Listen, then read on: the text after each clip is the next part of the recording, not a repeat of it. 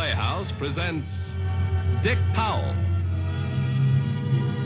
Charles Boyer, David Niven, Joan Fontaine.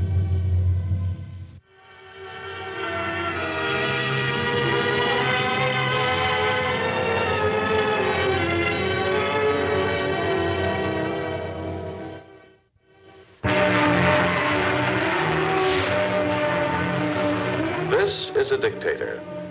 His name doesn't matter. It could be Adolf or Benito, or if it suited the place and the purpose, just plain Mr. Smith. Wherever dictators turn up, scenes like these must be taken for granted. For dictators aren't concerned with human beings except in the terms and bayonet practice, expendable divisions, and the loud cheers in the plaza. But fortunately, for the people of faith, dictators make mistakes, as one day Colonel Mendoza made a mistake.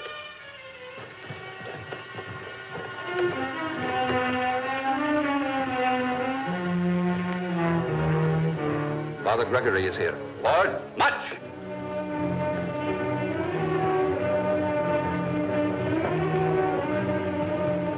Yes?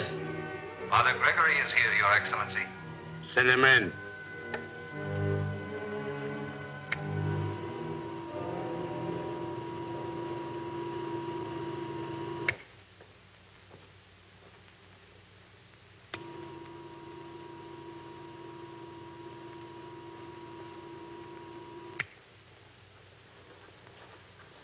Good afternoon, Father. You sent for me? Yes. Why? Don't you know? I haven't been told. Well, you have a feeling, haven't you? Naturally. Is this going to be a short interview, or may I sit down? Better sit down.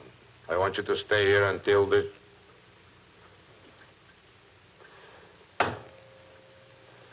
Stupid, isn't it?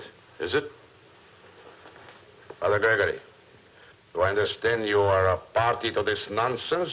That you are in sympathy with it? Please, Colonel. Are you suggesting that I, a priest, would be a party to nonsense?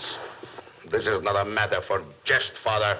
I'm with you, though perhaps from a different viewpoint. To answer your question, I desire no man's death. Not even mine? Particularly not yours. Spiritually, Colonel, you are in no condition to die.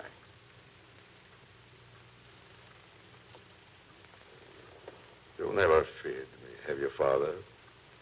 You, an American in a strange country, why? Is it your own courage or faith in the power of the church to protect you? Colonel Mendoza, there are very few authenticated instances of a crucifix stopping a bullet. You might murder me, and under certain conditions, I think you would, without even a qualm. But fear of such a thing would not help to avert it. No, I am not afraid of you. Your frankness is refreshing, but perhaps a little dangerous. Did you call me here to discuss my feelings toward you? No. No, Father. I want to know what you know about this ridiculous plot, this conspiracy against me. Ridiculous? Yet your halls are guarded by more soldiers than at any time during my stay in your country. The courtyard is full of machine guns, anti-aircraft guns, snipers on the roof. It appears, Colonel, you are taking this ridiculous situation rather seriously. I have lived this long only because I've never underestimated the power of my enemies. Father, I'd like to ask you a question. Who originated this fantastic idea? Who started it? Who's behind it? Don't shout, Colonel. You might alarm your guards. Now, as to who originated it, I don't know. But from what I've been able to find out, nearly everybody is behind it. You are not a popular man. Popularity? I don't need popularity. I have power. Against this? Well, you believe I'm going to die at 1:42 this afternoon? What I believe doesn't have anything to do with it. But just as you never underestimate the power of your enemies, neither do I underestimate the power of prayer. Prayer? You have the audacity to tell me you would dignify this wish for my death by calling it a prayer. It is a concentrated effort of prayer for a great evil to be removed. Ah, words. Why, they pray for my death. It is a conspiracy. When 300,000 people agree almost spontaneously to wish a man dead at 1:42 on a certain day, it is not a matter of plot or conspiracy. It is a demonstration. And in your case, it is a demonstration of hatred. Hatred. The hatred of a mass of ingrates. Who gave them efficient railroads, good schools, a sense of pride in their nation and their blood? And who bled them with taxes to build the railroads they can't afford to ride? And what can our children learn in our schools except the gospel of Mendoza? Be careful. A sense of pride in their nation and their blood. The blood they spilled in your senseless campaigns against peaceful neighbors. Quiet! Quiet, priest. Sit down. Colonel Mendoza, you will either listen to what I have to say about a subject you yourself brought up, or you will let me go back to my work. There is another alternative. As you wish, but please choose.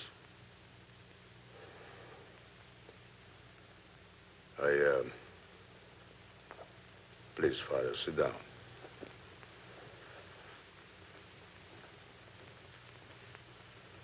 Please. I must talk to somebody about this, and There is nobody you can trust. Nobody who would neither flatter you nor knife you. Very well, Colonel. Troubled souls are my business. Thank you, Father Gregory. Please, tell me all you know about this affair. I probably know very little more than you do. It seemed to have started some weeks ago after the business in Del Rio. The drunken antics of a few men who have been since reprimanded. Reprimanded? Does a reprimand restore the lives of 142 citizens herded together in a machine gun for resisting the stealing of their wives and daughters? They should have come direct to me with their complaints. They were taking the law into their own hands, and... You say my men shot 142? Yes. And I am theoretically to die at 142 today. Significant, I presume. Yes, as far as I've heard. All right, go on. Well, the story of Del Rio spread rapidly. Where the idea for a concerted, organized wish for your death originated, I do not know. I doubt if anybody knows. But given the Del Rio 142 and the fierce resentment which has smoldered in this country for years, it became a matter of spontaneous combustion. The 142 dead are now represented by 300,000 living. So at 1:42 this afternoon, some 300,000 people join minds and concentrate on my death. Ridiculous. Fantastic. It is at least an unusual method of extermination. I prefer the term assassination, Father. Extermination is usually applied to vermin. Or did you choose the word deliberately? It just came to mind, Colonel. Under the circumstances, Father Gregory, I think I'm permitting you a great deal of latitude in this conversation. You can afford it. I can? If you die, you can afford a generous gesture. If you live, I will be here to be punished. Yes. It is very true. If I am to die, if I live, Father, in all honesty, which do you think it will be? In all honesty, I don't know. The impact of 300,000 minds concentrating on a single objective. I certainly respect the possibilities. May I tell you what I think? I think it is a trick, a ruse. You may respect killing by concentration. I have no respect for steel and lead and poison. Poison this water, for instance. Are you thirsty, Father? Not particularly. Oh, you must be. It's a hot day. You came clear from the church.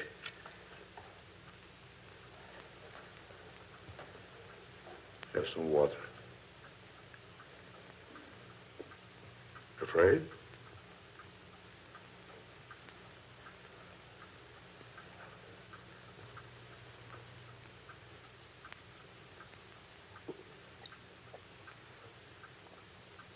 How did it taste? A bit brackish, but I imagine it's safe. Perhaps you'd better wait, though. Yes. Shall wait. Yes? Garcia is here, Excellency. What do they mean? Aren't you taking chances seeing visitors, Colonel? No. This is Garcia, my best informer. I trust him implicitly. Besides, I'll have him covered every moment with this gun, and he knows it.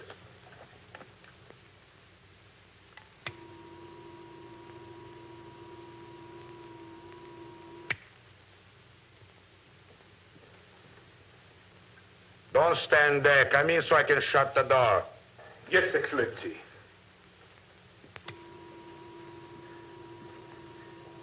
Your report. Never mind the father, the report. Yes, sir. There is nothing new. Just more of the same. Nearly all the places of business have closed in the last hour. The streets are nearly deserted. No disturbances, no arrests? Yes. A small group of men in the Flores cantina. They resisted arrest. 3 of them are dead. And the rest? Held for questioning. Good. May I go now? Yes, go. Tell Gutierrez I shall see no one else until...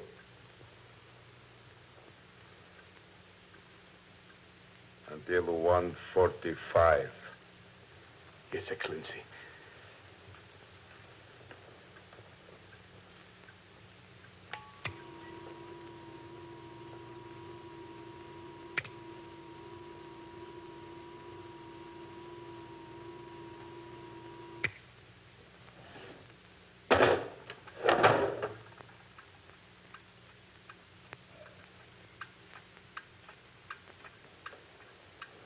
This clock says 1:29, Father Gregory. Is that correct? My watch is quite correct, Colonel. It says 1:30 exactly. Then I have 12 minutes to live. Father. What do you see before you? A weakling? No? I faced and killed many brave men, some with these hands. Do I look like a man who can be scared to death? No? You tell me that there are 300,000 fools who believe I have only 12 more minutes to live. 11 minutes now, Colonel. You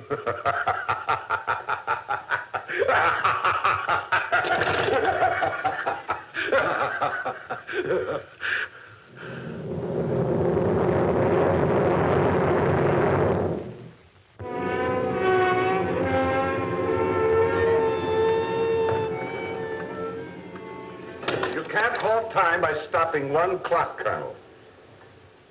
Yes. Of course. Even if you smashed every clock in the country, you'd still only have 8 minutes. A little less now. No doubt you'd like to have me spend it in the confession. If you would approach it with the required sincerity, much can be done, even in 8 minutes. 8 minutes. 8 minutes. 8 minutes! This is insanity. 2 grown men watching at a clock, believing that one of them can be wished, actually can be wished to death. Ah, then you do believe it. Of course not! That is, let us say I concede the very remote possibility. It's a handsome concession. And let us also say that this possibility is so remote that I'm already considering my answer to those responsible for this act of, what is it, treason? It depends upon the viewpoint. And your viewpoint? My viewpoint is that better men than you have tried to destroy thinking by force. Your people wanted a leader they could love and respect. You gave them one to fear and hate. Hate. And in 6.5 minutes, that hate will become a guided missile, a living, driving thing. It is a matter of one devastating moment. For probably the first time in history, a tremendous, tremendous group of people is coordinating itself to achieve a certain objective at a predetermined instant. The voltage of a single thought can be electrically measured, Colonel. What will be the power, the impact of 300,000 thoughts fused together into an invisible projectile?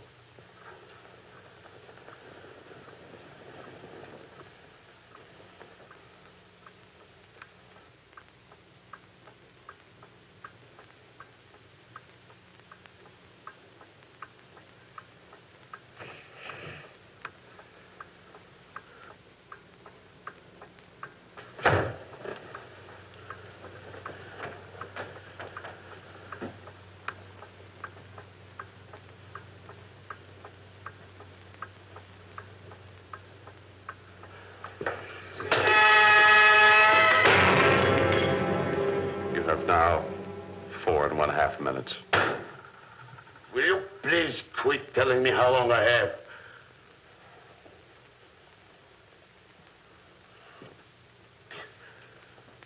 Are you trying to break me down? I'll be quiet. You're understandably on edge. I'm not on edge. I was considering this plan, this idiot plan to engulf me in a collective brainstorm. Must have a center. Center! A nucleus. You're looking for something to crush, Colonel. If it has a nucleus, it's in the hearts of the people, your people. They'll know whose people they are. If this sorcery fails. That's possible tomorrow. Today, you sweat. I always do.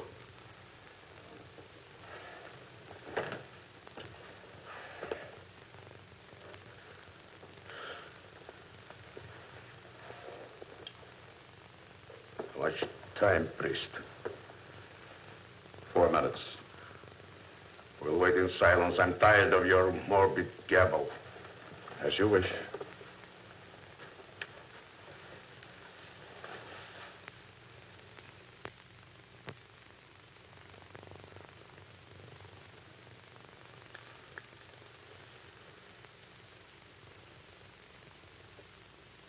Talk. Talk, say something, amuse me. Amuse you, Colonel? I don't find this amusing. I shall not open those doors for any reason until this idiotic time limit has passed. I'm covered against everything.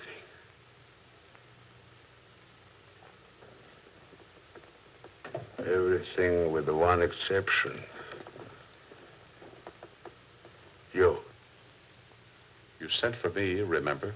You probably knew that I would. You and the rest probably knew you were the only man at the Capitol I would let get this close to me without a search. The ideal emissary, huh?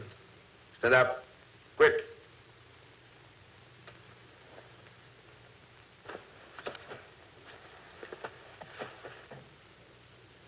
Well? I guess I was wrong, Father. Just the same. Sit down.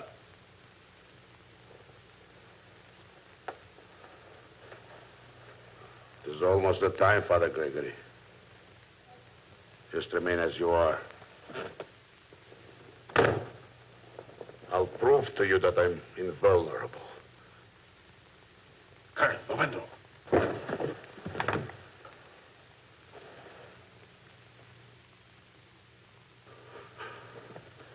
No, Father, no.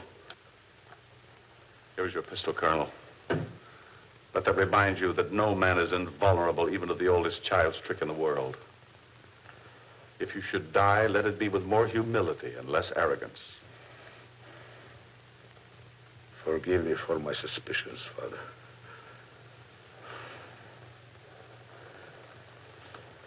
I should have known.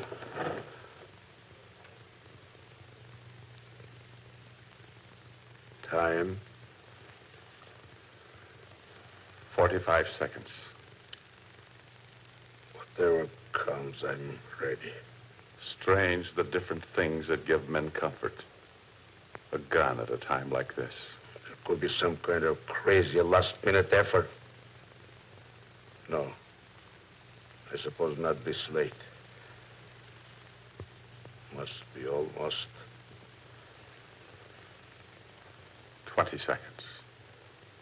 Count them off.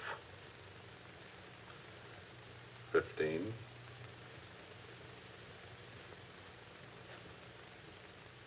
10.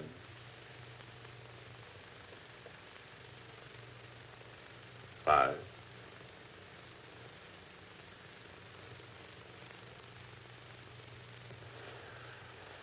It is 1:42.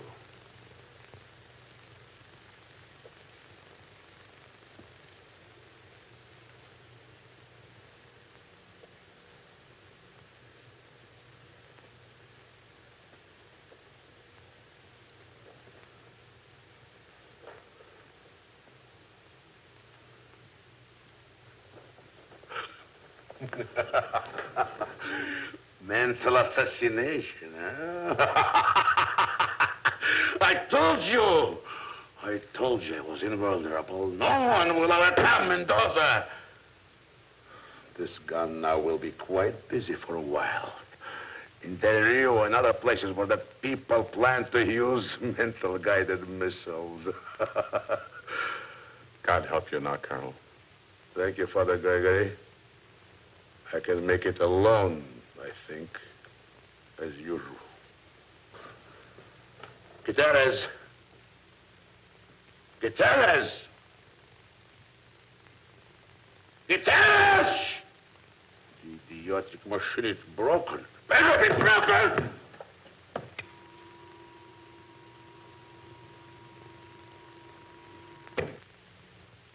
Not there. Gutierrez! Gomez! Gutierrez! Gutierrez! Gomez! The guard! The guard, men! Captain! This is Mendoza, Captain. Gutierrez! Gutierrez, come in! Captain Durando! Father Gregory! Father, what has happened? What? My men would not desert me. They wouldn't. Never! They've gone. Everyone has gone. The machine gunners, the anti-aircraft crews, the planes, my personal staff, everybody. Perhaps the missile was better guided than you thought, Colonel. But, Father, it cannot be. Why, it cannot be? The hour came and went, and I was unharmed. Were you? I cannot stay alone here. I cannot go into the streets, Father. No, no, no. No, I would be killed. Very probably. I tell you, they must come back. I order it. I'm Colonel Mendoza. Look at me, priest. Will you see? Am I not Colonel Mendoza? What do I see? I see a man who is frightened, alone, doomed. I see a dictator who has died. Because Mendoza, when a dictator loses his hard supporters, when his power to rule by fear is taken away from him, when he has no one to carry out his ruthless orders, then Mendoza, that dictator, is as dead as if he had been buried with his ancestors. May God have mercy on your soul.